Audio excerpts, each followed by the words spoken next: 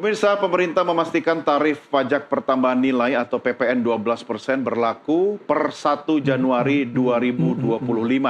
Sesuai Undang-Undang Nomor 7 Tahun 2021 tentang harmonisasi peraturan perpajakan, tarif PPN sebesar 11% berlaku pada 1 April 2022. Lalu PPN 12% berlaku paling lambat 1 Januari 2025. Untuk sebagian barang kebutuhan pokok dan barang penting atau bapokting, pemerintah melanjutkan pemberian fasilitas pembebasan PPN. Sejumlah stimulus juga diberikan pemerintah mulai dari tarif listrik diskon 50% hingga bantuan beras bagi masyarakat miskin. Kami ajak Anda untuk membahas dan mendiskusikan hal ini. Bersama saya sudah kami hadirkan ekonom yang juga pernah menjadi staf khusus Wakil Presiden Republik Indonesia, Wijayanto Samirin, dan juga analis kebijakan ekonomi Apindo, Ajib Hamdani, yang terhubung melalui sambungan Zoom. Pak Wijayanto, apa kabar?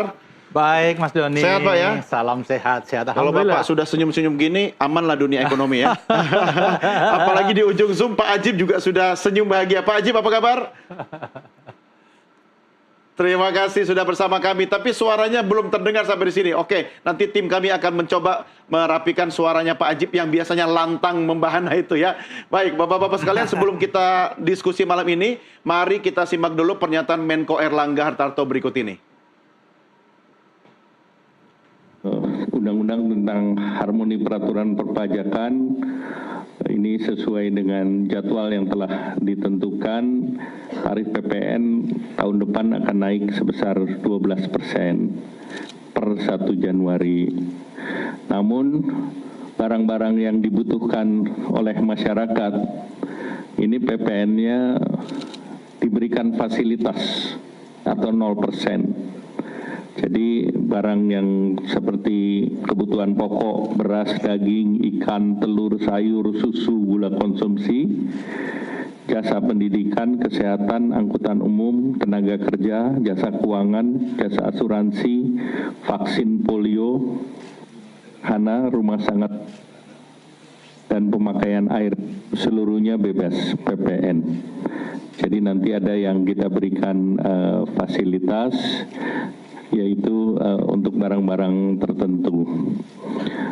Nah, kemudian bahan makanan lain dengan penerapan PPN 12% tersebut, pemerintah memberikan stimulus ataupun paket kebijakan ekonomi bagi rumah tangga berpendapatan rendah, itu PPN ditanggung pemerintah 1% untuk barang kebutuhan pokok dan penting, yaitu minyak kita, dulunya minyak curah, itu diberikan 1%, jadi tidak naik ke 12%, kemudian tepung terigu dan gula industri, jadi masing-masing tetap di 11%, yang 1% ditanggung pemerintah. Kemudian juga akan ada bantuan pangan dan beras bagi desil 1 dan 2, ini sebesar 10 kg per bulan. Nah, kemudian untuk mengurangi beban pengeluaran rumah tangga dan daya listrik terpasang di bawah atau sampai dengan 2200 volt ampere, diberikan biaya diskon sebanyak 50% untuk 2 bulan. Baik, Pak Wijayanto, 1 Januari kita mulai PPN 12%. Catatan Anda? Jadi ini adalah kebijakan yang jauh dari ideal, tapi bisa dipahami. Karena memang situasi fiskal pemerintah tahun ini sangat sulit. Tahun depan, tahun 2026, barangkali lebih sulit lagi. Sehingga pemerintah harus melakukan ancang-ancang. Sebagai gambaran, hingga Oktober tahun ini, penerimaan pajak pemerintah itu turun 0,4%. 0,4% ya? Dibanding periode yang sama tahun sebelumnya. Jadi periode yang sama turun 0,4% secara nominal. Ini sesuatu yang sangat tidak menggembirakan. Apalagi tahun depan pemerintah harus refinancing hutang 80 triliun, 2026 juga refinancing hutang lagi 800 triliun. Investor akan melihat situasi fiskal kita itu seperti apa. Kalau tidak meyakinkan, mereka barangkali tidak tertarik untuk membeli. Kalaupun membeli, mereka mengharapkan return yang luar biasa tinggi. Belum lagi Trump effect kita masukkan. Tetapi ini memang bukan suatu pendekatan yang ideal. Bukan populis juga ya, tetapi harus diambil begitu. Iya, harus diambil karena faktor fiskal tadi kita tidak punya banyak pilihan, pemerintah tidak punya banyak pilihan. Tahun depan kalau kita ingin pemerintah ingin low hanging fruit, kebijakan yang berdampak langsung pada penerimaan pajak, ya PPN. Karena begitu dinaikkan, otomatis hari berikutnya langsung berdampak. Dan PPN ini kan rata-rata sekitar 800-an triliun ya. Kalau pemerintah menaikkan 12-11%, itu artinya 10% sendiri ada tambahan pendapatan pemerintah 80-90 triliun. Yeah. Walaupun kalau kita hitung secara kasar, insentif-insentif yang diberikan pemerintah tadi, cost-nya juga lumayan. 25 triliunan. Belum lagi kalau yang 2 bulan, kemudian setelah akhir Februari dirasa masih perlu diperpanjang lagi. Jadi tambahan cost sebenarnya luar biasa. Tetapi kembali, ini kebijakan yang sifatnya taktis, sepotong, tapi kurang komprehensif, kurang strategis. Banyak hal yang harus dilakukan oleh pemerintah terkait dengan pajak ini. Iya, di tengah ruang fiskal yang sangat sempit, ya tidak bisa bergerak ke sana kemari, tidak bisa lincah, ditambah 0,4% turun ya target penerimaan pajak kita. Ini adalah langkah kreatif yang bisa dilakukan pemerintah. Dalam tanda petik, kalau masyarakat mempertanyakan, kenapa pemerintah membebankan kepada kami begitu, Pak Wijayanto? Iya, karena memang tidak ada pilihan. Nah, yang dilakukan oleh pemerintah memberi insentif ini adalah agar masyarakat yang daya belinya sedang merosot itu tidak semakin terbebani. Walaupun saya melihat ini ada formulasi yang belum lengkap nih. Soal insentifnya? Soal siapa yang menerima manfaat, misalnya. Dari kebijakan UMP, kebijakan PPN, pemerintah diuntungkan, ada tambahan penerimaan. Masyarakat, karyawan diuntungkan, ada insentif ini dan ada tambahan gaji UMP. Tetapi society itu kan ada 3 stakeholder, private sector, pengusaha. Ini pengusaha yang menurut saya masih kurang mendapatkan perhatian. Dari berbagai kebijakan sebelumnya, plus kebijakan insentif kali ini. Ya, nah kita harus dengar suaranya Pak Ajib seperti apa. Bisa mewakili kalangan pengusaha juga ini. Pak Ajib, silakan analisa Anda. Mas Doni, sangat menarik kalau tadi saya menyimak paparan dari Pak Wijayanto bahwa kebijakan kenaikan tarif PPN menjadi 12% adalah sebuah kebijakan yang tidak ideal tapi relatif bisa dipahami. Saya tidak bisa untuk nggak sepakat dengan pendapat Pak Wijayanto, tapi kalau boleh saya menegaskan bahwa kebijakan kenaikan tarif PPN adalah sebuah kebijakan yang sangat tidak ideal, Mas Doni. Dan bahkan kemudian kalau kita lihat narasi yang dibangun oleh pemerintah di sebelumnya adalah bahwa kenaikan tarif PPN menjadi 12% hanya untuk barang-barang mewah. Tapi kemudian ketika pengumuman resmi, pemerintah membuat sebuah plot twist bahwa ternyata kenaikan tarif PPN ini atas semua produk. Hanya sebagian kecil yang kenaikan 1%-nya menjadi ditanggung pemerintah atau DTP. Misalnya ya seperti tadi disebutkan, untuk misalnya untuk gula, untuk industri, untuk minyak kita, dan lain-lain. Tapi hampir semuanya itu sebenarnya kena tarif PPN 12%. Jadi seharusnya pemerintah merevisi informasi, merevisi narasinya, bahwa yang dikenakan kenaikan tarif PPN ini bukan hanya atas barang mewah, tapi atas semua produk, barang, dan jasa yang sebelumnya kena pajak. Iya, itu informasi awal yang kita terima ya Pak Ajib ya, bahwa barang-barang mewah saja yang akan dikenakan pajak itu kan. Jadi Anda meminta ini direvisi semua narasinya. Betul Mas Doni, makanya kemudian sebagian teman-teman melihat bahwa ini seperti halnya yang ada di PMK nomor 141 tahun 2021 misalnya, ini definisi-definisi barang mewah yang memang sebenarnya mereka menjadi bagian objek pajak penjualan barang mewah atau PPNBM. Tapi kemudian kita lihat bahwa bagaimana hari ini Pak Menko mengumumkan bahwa kenaikan tarif PPN atas semua produk barang dan jasa tidak ada pengecualian kecuali beberapa tiga segmen itu sangat kecil sekali gitu rasionya. Tapi poinnya adalah ini sebuah kebijakan yang sangat tidak ideal. Seharusnya Mas Doni, pemerintah itu bisa memberikan sebuah insentif fiskal yang lebih komprehensif. Coba kalau kita cermati dan kita kritisi Mas Doni, sebenarnya ketika pemerintah memperpanjang tarif UMKM 0,5% selama setahun, itu bagus, perlu kita apresiasi.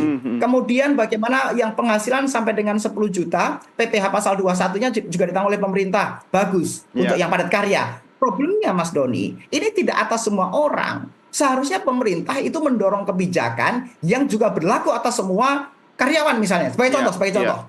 pemerintah itu tidak pernah menaikkan penghasilan tidak kena pajak. PTKP di Indonesia itu sejak tahun 2016 tidak Selalu berubah naik. dengan adanya PMK nomor 101, hanya 54 juta rupiah per tahun. Iya, iya. Harusnya pemerintah lebih fair.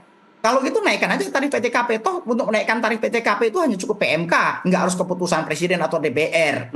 Jadi kita mengharapkan Mas Doni, agar daya beli masyarakat tetap terjaga dengan baik, masih dibutuhkan insentif fiskal yang lain yang untuk bermanfaat untuk menjaga daya beli masyarakat. Itu yang menjadi harapan dunia usaha. Saya garis bawahi dulu Pak Ajib bahwa masih diperlukan insentif yang lain gitu kan, insentif fiskal dan sebagainya. Tapi Pak Ajib jangan lupa di tengah ruang fiskal kita yang sangat sempit, kreativitas itu pemerintah terbatas. Ini kan amanat undang-undang yang memang sudah berlaku sebelumnya tapi bertahap. Terakhir 1 Januari nanti memang harus naik itu Pak Ajib. Apa yang harus Anda bisa sampaikan kepada pemerintah, lebih kreatif seperti apa kira-kira? Oke, ini memang menjadi sebuah kebijakan yang harus dilakukan. Oke, kita tidak punya pilihan lain selain menerima itu, Mas Doni. Sekali lagi, kita juga harus memahami bahwa definisi PPN adalah sebuah pajak tidak langsung yang bebannya dan yang membayar seluruh masyarakat dan pengguna akhir. Tapi jangan lupa Mas Doni, yang melakukan administrasi, pemungutan, dan membantu menyetorkan negara itu adalah pengusaha. Jadi seharusnya dari awal pemerintah tuh duduk bareng dengan pengusaha untuk mendesain kebijakan yang komprehensif, yang pro dengan pertumbuhan ekonomi, pro dengan dunia usaha, dan pro dengan daya beli masyarakat. Jangan sampai kemudian ketika pemerintah mendorong aturan yang menjadi bagian disinsentif fiskal, itu malah justru kontraproduktif terhadap pertumbuhan ekonomi. Dan ini yang kita baca. Apalagi tadi juga Pak Wijayanto menyebutkan, dibarengi dengan kebijakan yang bersifat tidak populis, yaitu kenaikan UMP yang sebesar 6,5%. Ini beban yang luar biasa. Dan bahkan survei dari Apindo, Mas Doni, 4 dari 10 pengusaha itu mengalami stagnasi omset di tahun 2024 ini. Bayangin, sekitar 40% lebih itu mengalami stagnasi.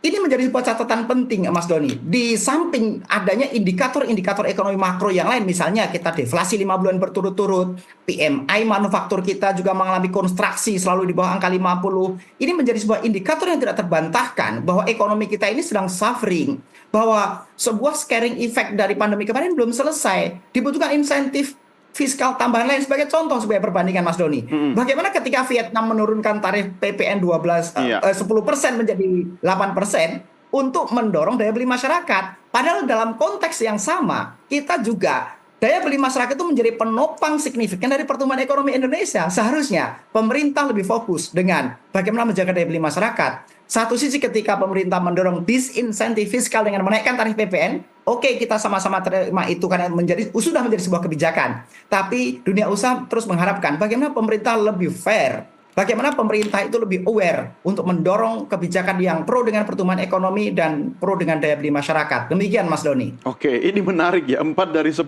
pengusaha ternyata mengalami stagnasi di tahun 2024. Tapi memang benar ya Pak Wijayanto, apa yang bisa Anda sampaikan? Saya meminjam statementnya Pak Ajib tadi, bahwa kalangan pengusaha dong salah satu penggerak ekonomi kita kan, yang harus juga mendapatkan manfaat langsung dari PPN ini. Catatan Anda? Jadi saya ingin menambahkan juga kenaikan UMP 6,5% itu kenaikan UMP yang secara real tertinggi dalam 5 tahun terakhir dan barangkali tertinggi dalam 10 tahun terakhir. Ini tentu saja sangat memberatkan di saat pengusaha mengalami stagnasi. Makanya dalam mindset pemerintah itu, stakeholder yang selama ini paling tidak mendapatkan perhatian harus segera mendapatkan perhatian. Siapa? Pengusaha. Saya ingin mencoba menganalisis satu survei terakhir ya. Ini bukan tentang pengusaha tapi masyarakat. Di mana 47% rakyat itu tidak yakin bahwa kenaikan PPN ini akan meningkatkan dampak pembangunan pemerintah. Bagi masyarakat. Iya. 47%. 47%. Oke. Ini sangat tinggi. Ini PR yang besar bagi pemerintah untuk betul-betul memastikan bahwa kenaikan ini betul-betul dialokasikan secara benar untuk kepentingan masyarakat. Karena memang ada begitu banyak hal yang kontradiktif. Ini kan nggak bisa instan dirasakan manfaatnya, toh. Tetap perlu waktu, begitu? Perlu waktu, tetapi masyarakat melihat ada begitu banyak kontradiksi. Fiskal berat menaikkan PPN pada saat yang bersamaan pemekaran provinsi terus terjadi, yang ini ujung-ujungnya adalah cost, pemekaran kabinet terjadi, proyek-proyek infrastruktur yang tidak berdampak bagi masyarakat terus dilakukan. kecuali pemerintah Prabowo mengatakan ini akan dipangkas, masyarakat akan muncul kepercayaannya. Karena begini, salah satu yang menjadi kendala kenapa tax ratio kita rendah bukan tarifnya sebenarnya. Tarif kita itu sebenarnya sudah mendekati median tarif negara-negara seluruh dunia. Ya. Apakah itu PPN, apakah itu pajak PPh badan, PPh individu, sudah mendekati median. Tetapi giliran kita berbicara tax ratio, kita ada di bawah. Jadi masalahnya bukan di tarif, tapi masalahnya adalah kebocoran, masalah GCG, korupsi pajak, kemudian insentif berlebih kepada sektor-sektor tertentu yang sebenarnya marginnya tebal sekali. Jadi hal-hal seperti ini menurut saya harus ditindaklanjuti oleh pemerintah supaya masyarakat, supaya dunia usaha merasakan bahwa fairness itu ada. Selama fairness itu nggak dirasakan oleh masyarakat, oleh pembayar pajak, mereka akan berusaha mencari cara untuk kalau bisa tidak comply. Ini kan soal gelas yang bocor di mana-mana, walaupun bocornya halus tapi keliling banyak gitu kan. Tapi Pak Wijayanto, Pak Adjib, kan perlu waktu antara supremasi hukum itu bisa menambal kebocoran tadi, sambil kita dengan keterbatasan fiskal APBN kita tidak bisa menunggu itu sempurna dulu begitu. Memang tidak populer. Tapi apa yang bisa dilakukan oleh pemerintah ketika pemerintah juga menunjukkan keberpihakan kepada pelaku ekonomi seperti pengusaha tadi gitu loh. Jangan dianaktirikan gitu. Banyak yang menyerap tenaga kerja loh. Ya, saya rasa begini. Apa yang dilakukan oleh pemerintah dalam beberapa bulan terakhir ketika mengeluarkan kebijakan itu sepotong-sepotong. Parsial? Parsial.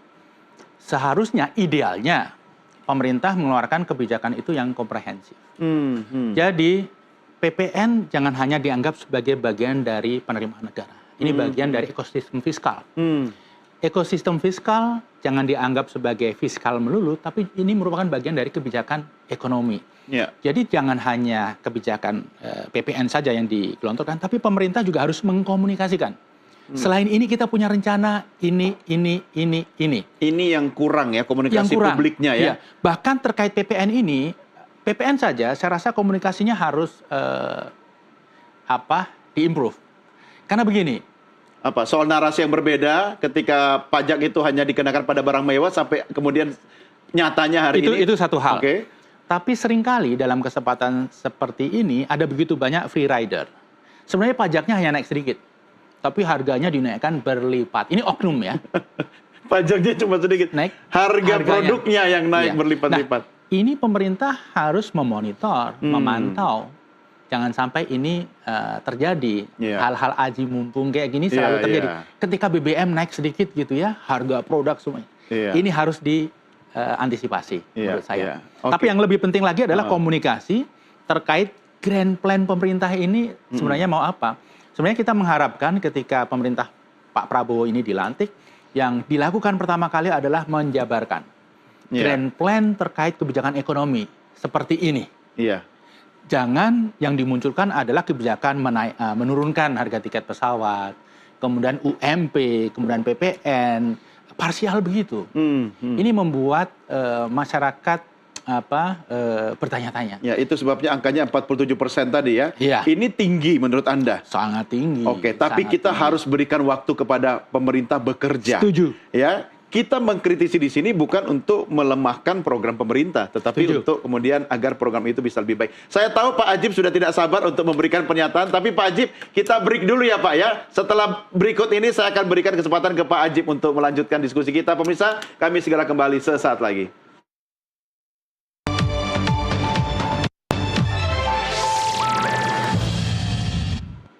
Terima kasih masih bersama kami. Kita lanjutkan diskusi kita. Saya tengah berdialog dengan Adjib Hamdani dan juga Wijayanto Samirin. Dan pemirsa, sebelum kita ke Pak Adjib, saya ajak Anda untuk melihat tayangan grafis berikut ini.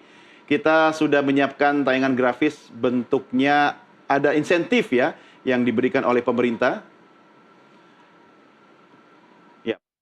Ekonomi rumah tangga miskin dan rentan. Ini tadi juga sudah Anda saksikan dalam berbagai penayangan berita yang kami tayangkan dalam program NTV Prime, termasuk diskon biaya listrik rumah tangga. 50% loh ini. Ya, kita termasuk nggak Pak ya? Listriknya berapa? 2.200. 2.200. 2.200 ya, oke. Kemudian apalagi paket stimulusnya khusus buat masyarakat ekonomi kelas menengah, properti ya, PPN ditanggung pemerintah. Kemudian untuk ini kendaraan listrik ya, pembebasan biaya masuknya juga. Kemudian kendaraan bermotor hybrid untuk pekerja sektor padat karya dan dukungan bagi pekerja yang mengalami PHK. Jangan lupa ya, angka PHK, angka masyarakat kita yang belum bekerja ya itu lumayan tinggi, dan relaksasi atau diskon 50% iuran JKK. Kita lihat satu lagi grafisnya pemirsa, masih paket stimulus ekonomi untuk UMKM. Nah, ini yang tadi Pak Ajib sempat sindir nih, perpanjangan jangka waktu pemanfaatan PPh final UMKM dan skema pembiayaan industri padat karya. Oke, Pak Ajib, catatan Anda khusus mungkin ya, saya minta suara Anda bisa juga mewakili suara pengusaha. Pak Wijayanto udah sepakat bahwa pengusaha jangan sampai terpinggirkan, tapi konkretnya apa yang dibutuhkan pengusaha? Silakan Pak Ajib. Ya, sebelum ke usulan dari pengusaha, Mas Doni, Ya. tadi kita lihat dari statistik dan informasi-informasi yang ada, itu sebenarnya kesimpulannya pemerintah menaikkan tarif PPN menjadi 12% dalam kondisi ekonomi yang sedang kurang ideal, itu adalah bentuk kepercayaan diri pemerintah yang relatif rendah terhadap infrastruktur SDM dan infrastruktur sistemnya untuk mereka bisa melakukan tax collection. Sehingga jalan pintas untuk menaikkan penerimaan negara dengan menaikkan tarif PPN. Karena ketika tarif PPN naik tanpa effort yang berlebih, maka potensi akan menambah pundi-pundi kas negara. Tadi Pak Wijayanto menyampaikan, angka 80-90 triliun itu potensi sangat bisa masuk. Dan kalau kita comparing dengan data sekarang, per November kemarin itu baru tercapai 1.680 triliun loh, Mas Doni. Ya. Itu masih kurang 300 triliun selama bulan Desember. Ya, banyak. Dan perkiraan kita sampai akhir tahun ini mereka akan shortfall. Mereka tidak akan tercapai. Dan Mas Doni bisa bayangkan ketika 2024 kita penerimaan pajaknya shortfall, tahun 2025 nanti target pajaknya dinaikkan lagi menjadi 2.100 triliun di luar cukai. Artinya dengan keyakinan diri pemerintah yang cenderung dan kita lihat itu cenderung rendah, ya makanya mereka tidak punya pilihan lain selain menaikkan tarif PPN. Nah ini yang kita lihat. Tapi oke, kalau kita kemudian mengesampingkan perdebatan kenaikan tarif PPN karena faktanya itu sudah dinaikkan, maka sekali lagi Mas Doni, seharusnya pemerintah memberikan insentif-insentif yang lain di sisi lain sehingga bisa lebih mendorong dan pro dengan pertumbuhan ekonomi. Dalam konteks fiskal misalnya seperti tadi kita sebutkan, pemerintah berani atau tidak menaikkan penghasilan tidak kena pajak. Karena ketika PTKP naik, daya beli masyarakat naik. Dan kalau kita lihat secara statistik, Mas Doni, kalau golongan kelas menengah cenderung bawah, ketika mereka kemudian mendapatkan insentif perpajakan karena tidak perlu bayar PPh orang pribadi, mereka itu uangnya bukan untuk di-saving, tapi kemungkinan mereka akan dibelanjakan lagi. Betul. Harapan kita sebenarnya kemudian daya beli masyarakat terus terjaga. Karena kalau kemudian tarif PPN-nya naik 12%, tapi kemudian dari seluruh masyarakat juga ada efisiensi pembayaran pajak PPh, maka potensi itu akan kembali dibelanjakan. Nah, hal-hal seperti ini yang perlu didesain oleh pemerintah. Karena sekali lagi ada sebagian kewenangan yang dideliver dari Presiden kepada Menteri Keuangan. Dan itu cukup menjadi area kebijakan dan zonanya Kementerian Keuangan. Itu yang kita dorong, Mas Doni. Jadi sekali lagi, pemerintah secara komprehensif harus mendorong bagaimana kebijakan fiskal itu terus menjaga daya beli masyarakat dengan baik dan pro dengan pertumbuhan ekonomi. Itu yang paling utama, Mas Doni. Kalau ditanya secara gamblang, pengusaha itu butuhnya apa sekarang? Biar nggak usah malu-malu kucing dan nggak usah takut-takut ngomong sama pemerintah gitu loh, Pak. Sebenarnya begini, memang kebijakan tidak bersifat parsial, hanya fiskal. Di situ ada kebijakan fiskal, ada kebijakan moneter. Kebijakan moneter tingkat suku bunga kita juga masih tinggi, cenderung tidak bisa bersaing dengan tingkat suku bunga global yang mereka juga sudah rendah. Bahkan sebagian kita masih double digit untuk bunga komersil misalnya. Bahkan bagaimana suku bunga acuan kita juga masih di angka 6% misalnya, Mas Doni. Kemudian kebijakan-kebijakan yang lain yang juga belum pro, yang tadi juga belum selesai kita bahas tentang kenaikan tarif UMP yang 6,5%. Di mana idealnya tarif UMP itu adalah bagaimana tarif inflasi, kenaikan inflasi prosentasenya ditambah dengan pertumbuhan ekonomi tapi dikalikan alfa. Nah, alfa inilah yang kemudian akan memotret bagaimana kondisi secara umum. Kenapa muncul angka 6,5? Pemerintah simpel aja, alfanya dianggap 1 misalnya. Seharusnya pemerintah melihat dengan kondisi ekonomi seperti ini, alfa itu fairnya di angka katakan 0,4%. Itu misalnya. Jadi usulan kemarin dari pengusaha adalah kenaikan tarif UMP itu idealnya di angka 3-4% misalnya. Nah, pemerintah pun tidak bisa mendeliver itu. Mas Doni bisa bayangkan ketika pemerintah mendorong kebijakan fiskal yang bersifat disinsentif dengan menaikkan tarif PPN, satu sisi pengusaha kembali ditambahkan oleh kenaikan tarif UMP yang mengikat begitu luar biasa. Nah, kondisi-kondisi seperti ini yang dihadapi oleh pengusaha, pemerintah harus lebih wise. Pemerintah ini kan membuat kebijakan, sesuatu yang bijak. Kalau cuma buat aturan itu semua orang juga bisa gitu. Level ketua RT juga buat aturan juga bisa, Mas Doni. Tapi bagaimana sebuah kebijakan yang betul-betul memotret kondisi yang ada sehingga bisa mendorong pertumbuhan ekonomi yang baik. Kira-kira begitu, Mas Doni. Iya. Kalau berbicara satu atau dua contoh. Iya, ini malam ini tajamnya setajam silet ini kalau Pak Aceh. Tapi kita harus memberikan ruang bagi pemerintah ya Pak Wijayanto ya. Karena saya tangkap tadi dari statement Anda, sebenarnya negara kita belum bernafas dengan baik, kemudian ditambah beban lagi gitu. Tapi kan tidak ada pilihan lain. Saya tegaskan lagi, apa memang benar tidak ada pilihan lain selain kemudian menaikkan pajak begitu Pak? Saya rasa ini pilihan yang bisa kita sebut dampaknya segera. Ini low hanging fruit. Jadi dikerjakan langsung ada dampaknya, apalagi yang menarik adalah pengusaha. Dampaknya seketika. Yang lain-lain itu perlu kerja keras, ada success rate-nya tidak 100%, kemudian dampaknya mungkin terlambat 1 tahun. Jadi kalau kita lihat ini adalah pilihan terbaik. Yang sorry to say ya, ini jauh dari ideal, tapi menurut saya bisa dipahami. Ya, artinya pemerintah kita berani mengambil risiko dong ya.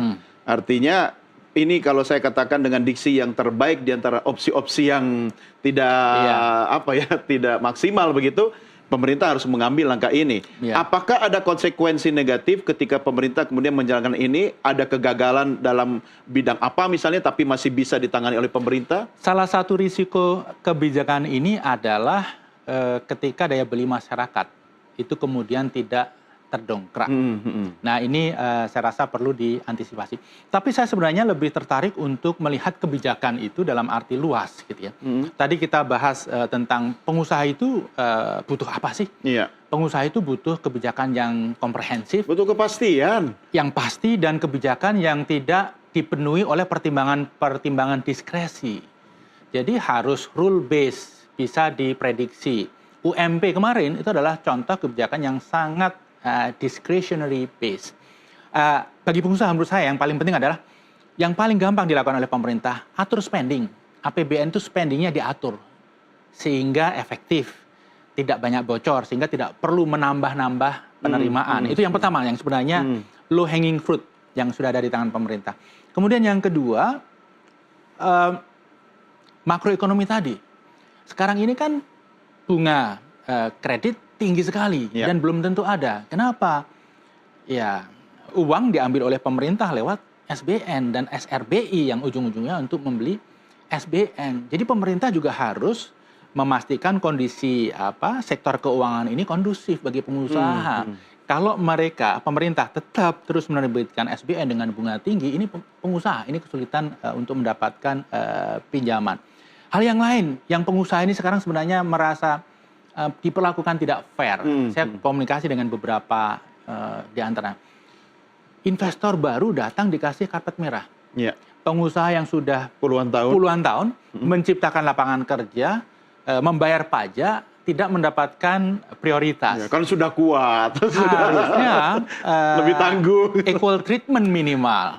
Syukur-syukur justru ada mungkin lebih banyak malah insentifnya bagi pengusaha yang sudah loyal, yang lama begitu ya. Yang lain misalnya, ketika pengusaha ini tersengal-sengal, market kita ini diserang oleh produk dari luar, pemerintah seolah-olah tidak terlalu melakukan antisipasi. Misalnya produk impor masuk begitu. Baik yang diselundupkan, belum lama ini terungkap 72.000 kontainer tekstil ilegal dari Cina selama 5 tahun terakhir. Kerugian pajaknya 42 triliun. Nilai produk itu kalau kita hitung secara kasar bisa 350 sampai 400 triliun. Bayangkan, itu masuk secara ilegal dan ini tekstil saja. Yang lain-lain bagaimana? Nah ini kalau bisa di-stop, pemerintah secara serius melakukan ini, sebenarnya sangat membantu pengusaha, khususnya manufacturer. Iya, yang lain tentunya ekonomi biaya tinggi. Kita masih lihat ya, pungli di sana-sini, premanisme di sana-sini, bahkan premanisme yang dilakukan oleh quote-unquote oknum aparat pemerintahan, itu menurut saya harus dihentikan. Ya, di tengah catatan merah Anda tadi yang cukup banyak Pak Wijayanto, ada secerca harapan khususnya bagi kita pengguna listrik di rumah ya. Ada pernyataan yang tadi juga Anda sudah ketahui, kita saksikan lagi sama-sama di RUT PT PLN Persero melalui tayangan pernyataan berikut ini.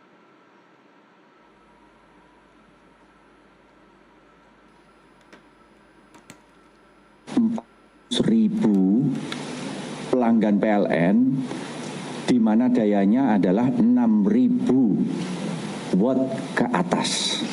Dengan total jumlah pelanggan rumah tangga adalah 84 juta, maka yang bebas PPN dari tarif listriknya adalah 99,5%. Sedangkan PPN untuk listrik, tarif listrik dikenakan hanya pada 0,5% pelanggan rumah tangga kami atau pelanggan yang terkaya dari desil yang ada dalam struktur pelanggan kami. Kemudian kedua, kami mengapresiasi, menghargai adanya diskon 50% tarif listrik untuk 2.200 watt ke bawah. Dan ini menyasar pada 81,4 juta pelanggan kami yang terdiri dari 24,6 juta pelanggan 450 watt, kemudian ada 38 juta pelanggan 900 watt, ada 14,1 juta pelanggan 1.300 watt, dan ada 4,6 juta pelanggan 2.200 watt. Artinya dari total pelanggan rumah tangga kami adalah 84 juta, ini menyasar pada 97% diskon 50% pelanggan rumah tangga kami untuk bulan Januari dan bulan Februari. Tentu saja untuk pelanggan kami yang prabayar, kami langsung secara otomatis menyesuaikan bahwa pembelian pulsa yang tadinya 100.000 misalnya untuk KWH tertentu, nanti hanya tinggal 50.000, hanya menjadi separuhnya. Kemudian untuk yang pasca bayar, kami secara otomatis menyesuaikan tagihan listriknya untuk bulan Januari Februari. Oke, saya jadi baru sadar nih di rumah kalau ngisi token listrik baru isi seminggu udah bunyi-bunyi, udah habis gitu. Pak Ajib, untuk listrik nih, apa pengaruhnya bagi pelaku UMKM nih khususnya nih? Ada nggak manfaat langsung yang bisa dirasakan Pak Ajib? Ya, kalau itu kita harus fair enough menyampaikan bahwa itu juga bermanfaat sebenarnya. Kita apresiasi lah ya. Gini, Mas Doni, kita tuh harus memilah-milah kamarnya. Ketika sebuah insentif dengan pemerintah, satu sih kami apresiasi. Tapi kemudian apakah insentif itu sebanding dengan disinsentif yang dibuat oleh pemerintah sebenarnya, Mas Doni? Sebenarnya kalau gini, kalau kita fokus di kebijakan fiskal, pemerintah ini tahun 2025 juga sedang mempunyai 2 PR besar sebenarnya, Mas Doni. Makanya kita heran kenapa masih maksain kenaikan tarif PPN. PR pertama itu yang namanya Cortex. Dengan Cortex System, itu pemerintah seharusnya mempunyai database yang terintegrasi dan bisa menaikkan penerimaan negara. Kedua, di masuk Prolegnas 2025, itu kita lihat kemarin ada yang namanya Undang-Undang Teks Amnesti Jilid 2. Jilid 3 malah. Jilid 2 tahun 2022 kemarin. Ini jilid 3 itu sedang didorong di Prolegnas 2025. Sehingga perkiraan kita tahun depan juga akan berlaku teks amnesti jilid 3. Kalau 2 PR di bidang fiskal ini pemerintah dorong, itu penerimaan negara kita nambah nggak kurang dari angka 50 sampai 150 triliun tambahan sebenarnya Mas Doni. Jadi artinya pemerintah sekali lagi dengan banyak instrumen fiskal yang ada dan kewenangan yang melekat, maka mereka bisa kok kalau nyari 2.100 triliun target di tahun 2025 nanti. Yang penting pemerintah bisa mengartikan bahwa fungsi pajak itu secara umum adalah 2. Satu sisi berfungsi sebagai budgeter. Dan kita lihat pemerintah hanya selalu ngubek-ngubek fungsi budgeter. Tapi fungsi kedua namanya fungsi reguler atau fungsi pengatur ekonomi. Kalau pemerintah bisa fokus dengan 2 peran utama kebijakan fiskal ini, maka pemerintah bisa mendorong sebuah kebijakan yang bersifat win-win. Dan itu yang belum kita lihat Mas Doni. Bahwa pemerintah sebenarnya masih hanya fokus bagaimana dengan ketidakyakinannya, maka kemudian menaikkan tarif PPN, dengan infrastruktur yang mereka miliki sehingga tax gap-nya begitu tinggi, maka inilah yang kemudian menjadi sebuah cerminan indikator yang ada, yaitu tax ratio kita masih rendah. Kira-kira begitu Mas Pras. Mas Doni. Siapa tahu dengan tax amnesty jilid 3 nanti PPN kita tahun 2026 malah turun jadi 8%. Mungkin nggak sih Pak Ajib?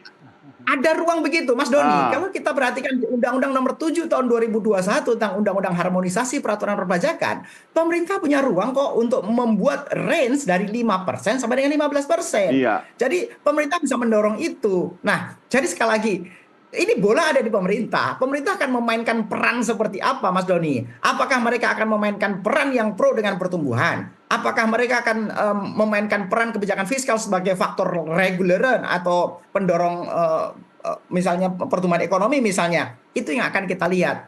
Tapi dengan kebijakan-kebijakan dan tren yang ada, kita sih nggak terlalu yakin, Mas Doni ya.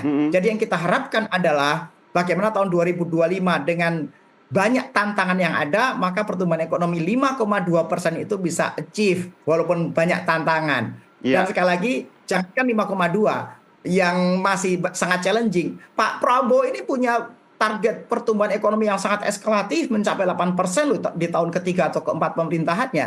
Artinya, pertumbuhan ekonomi itu tidak bisa dibiarkan secara alamiah kemudian tumbuh secara eskalatif. Kebijakan pemerintah itu harus pas, karena tadi juga Pak Wijayanto menyampaikan, selain di sini ada pemerintah, ada masyarakat sebagai demand, di sini juga ada private sector yang juga didorong dengan baik. Ya. Nah, ini yang menjadi harapan dunia usaha, Mas Doni. Bagaimana pemerintah bisa mendorong aturan-aturan yang bersifat komprehensif dan pro dengan pertumbuhan sesuai dengan target pemerintah itu sendiri. Demikian, Mas Doni. Ya, Pak Wijayanto, saya pinjam statementnya Pak Ajib, ini harus ada kondisi win-win.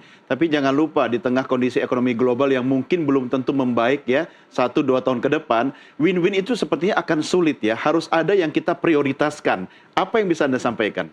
Saya rasa win-win itu selalu bisa dilakukan dalam kondisi apapun. Win-win tidak harus 50-50 ya? Tidak harus 50-50 dan tidak harus bersamaan. Seperti kondisi sekarang pun kalau pemerintah mau bisa didorong untuk menjadi win-win. Seperti tadi disebutkan, sektor swasta, pengusaha selama ini belum mendapatkan insentif yang memadai. Nah, cycle ketiga nanti ya kita harapkan ada kebijakan-kebijakan yang memungkinkan pengusaha untuk tetap melakukan ekspansi, melakukan investasi, kemudian melakukan rekrutmen, menciptakan lapangan kerja. Bukankah itu yang diharapkan oleh pemerintah? Saya masih cukup optimis bahwa pemerintah akan mengeluarkan kebijakan yang fair. Nah, ini saatnya ini Pak Ajib dan teman-teman di Apindo atau Kadin gitu ya, saatnya teman-teman pengusaha untuk berbicara dengan pemerintah.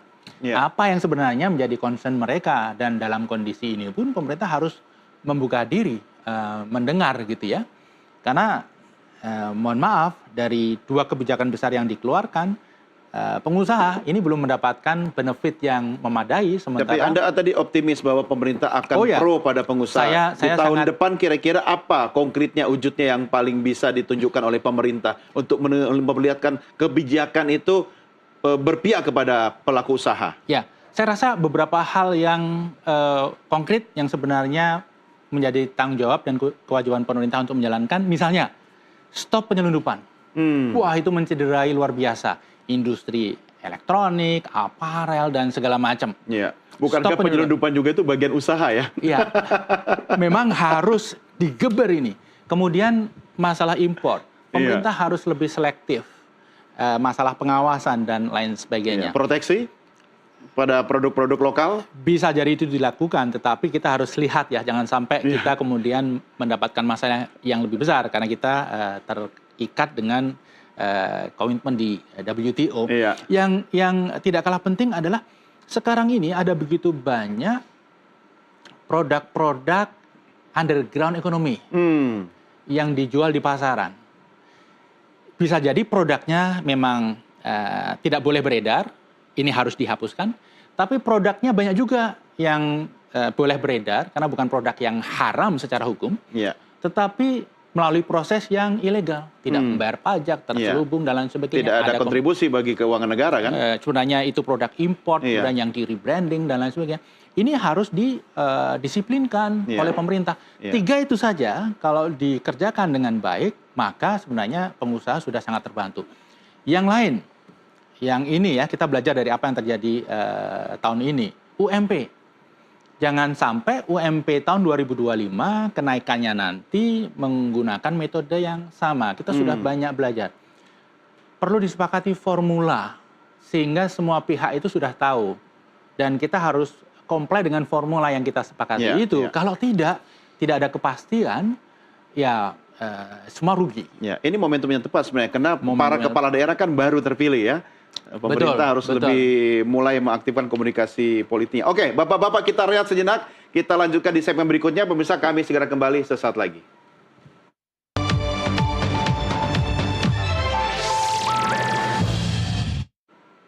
Terima kasih masih bersama kami dan seperti yang Anda simak dalam beberapa tayangan sebelumnya, pemerintah memang melalui konferensi pers yang dilakukan hari ini sudah menyampaikan kebijakan pemerintah tentang PPN 12% yang mulai berlaku per 1 Januari 2025. Ada satu yang harusnya kita dengarkan juga, tadi Pak Menko sudah, ya kan? Tapi ini Menteri Keuangan kita, mari kita simak sama-sama pernyataan Menteri Keuangan Republik Indonesia berikut ini.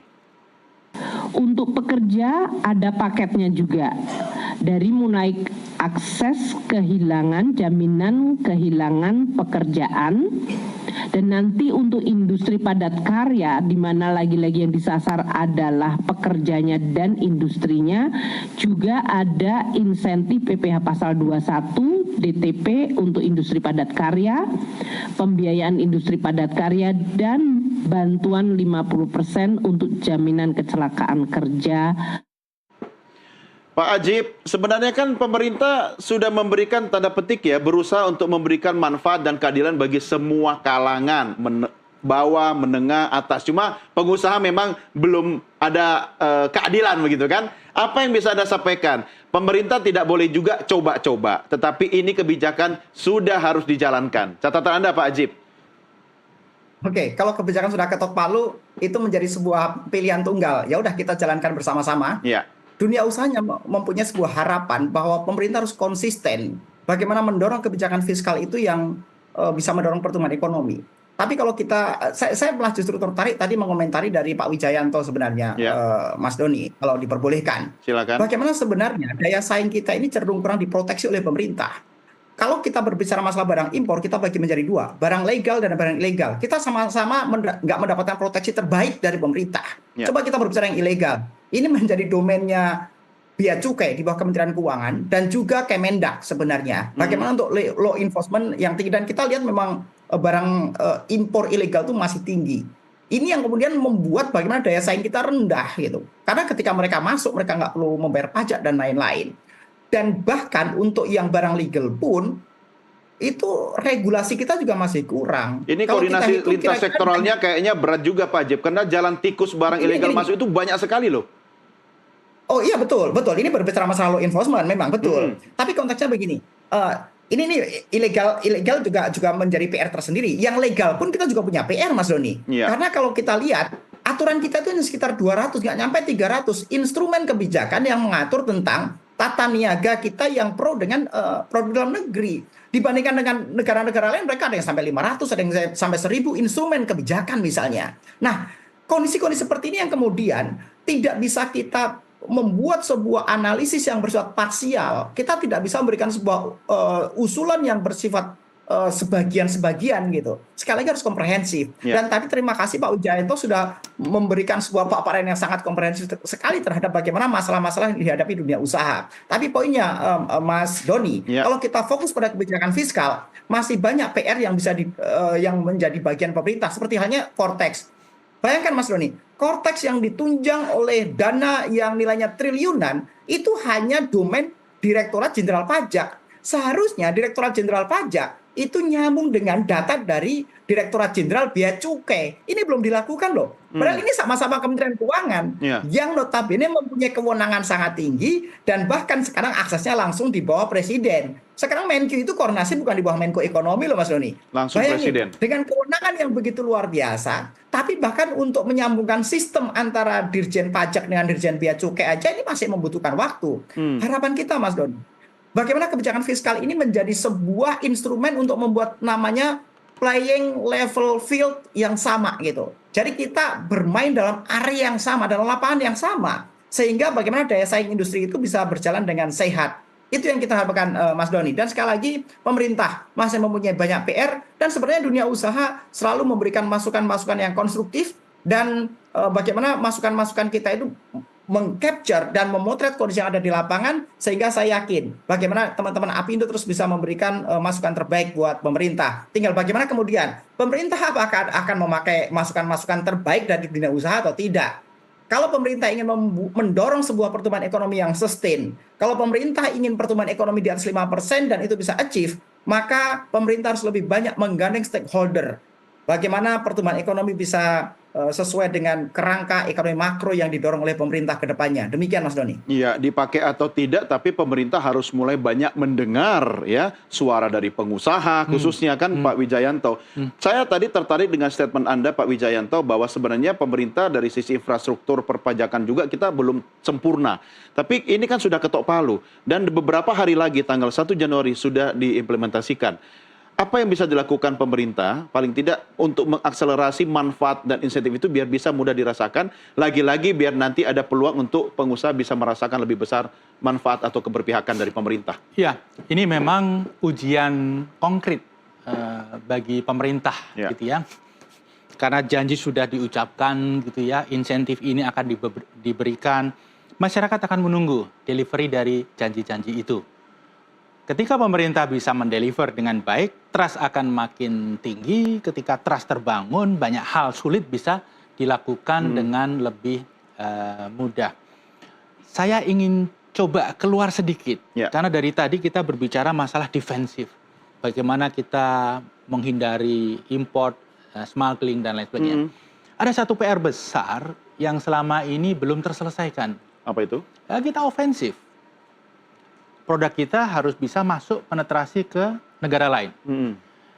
Bayangkan, di ASEAN ini beberapa negara utama sudah punya free trade dengan EU. Kita 10 tahun ini negosiasi dengan EU CEPA ini belum terwujud. Ini saat yang tepat bagi pemerintah untuk mendorong itu. Kita harus punya. Kalau tidak, produk kita akan kalah dengan produk dari Vietnam, Thailand, Filipina, Malaysia, dan lain sebagainya. Dengan Amerika, beberapa negara utama di ASEAN sudah punya free trade. Bahkan Vietnam itu sudah punya sejak tahun 2000-an awal. Kita hanya punya PTA, Preferential Trade Agreement, itu sangat minor dibanding apa yang mereka punya. Kalau Vietnam sama Amerika kan punya latar belakang khusus ya. Nah, kita harus mendorong supaya kita juga mempunyai sesuatu yang memadai. Jadi pada saat situasi sulit, kita punya alternatif pasar di luar negeri. Apa yang kita hadapi di tahun-tahun ini mestinya harus dijadikan momentum bagi pemerintah khususnya untuk hal-hal yang belum selesai ini harus segera dituntaskan. Dan ini akan sangat menggembirakan bagi dunia usaha. Tapi pasar Eropa tidak mudah ditembus loh, Pak Wijayanto. Kita sudah berusaha bertahun-tahun. Ya, ini memang mereka ada dua hal yang mereka masih menutup diri. Yang pertama masalah lingkungan, yang kedua masalah edible oil ya, masalah CPO gitu ya. Tapi dinamika global yang terjadi akhir-akhir ini, Trump 2.0, ini justru membuka peluang untuk melakukan kolaborasi yang barangkali tidak melibatkan United States of America, gitu ya. Karena Amerika kan pinginnya selalu unilateral gitu ya. Oke, saya harus mengakhiri diskusi kita, tapi di ujung perbincangan kita saya memberikan waktu 1 menit dari Anda masing-masing. Paling tidak ada upaya yang bisa kita lakukan bersama. Kita ini semua pemangku kepentingan sebenarnya, ya, dengan berbagai macam aktivitas kita, tapi semua akan kembali kepada kita masyarakat yang merasakan manfaatnya. Pak Wijayanto, catatan Anda, silakan. Apa yang dilakukan pemerintah beberapa bulan terakhir ini adalah pilihan sulit yang mau tidak mau harus diambil. Jadi ini jauh dari ideal, tetapi kita bisa memahami. Nah, saatnya pemerintah untuk memikirkan hal lain yang selama ini belum diadres dalam kebijakan-kebijakan yang baru saja dikeluarkan. Sehingga bisa mengeluarkan kebijakan yang lebih ideal Ya. daripada apa yang sudah dikeluarkan selama ini. Dan saya cukup yakin pemerintah mempunyai intention untuk itu, dan Pak Ajib dengan Apindonya dan rekan-rekan Kadin itu harus memanfaatkan situasi ini. Pak, kami sudah bersabar, Pak. Ini saatnya Bapak mendengar apa yang menjadi concern pengusaha. Iya. Kira-kira itu. Iya, pesan itu untuk gunanya Anda pemerintah. berdua sering-sering kami ajak dialog agar suara Anda mewakili banyak pihak kan. Pak Ajib, catatan Anda singkat saja Pak Ajib. Yang sudah bersimpati yang luar biasa terhadap dunia usaha, kami cukup optimis kalau seperti Pak Wijayanto ini mempunyai filosofi berpikir seperti ini, itu terjadi juga pada seluruh pemangku kepentingan terutama di regulator. Waduh, ini dunia usaha kan sangat luar biasa, Mas Doni. Iya.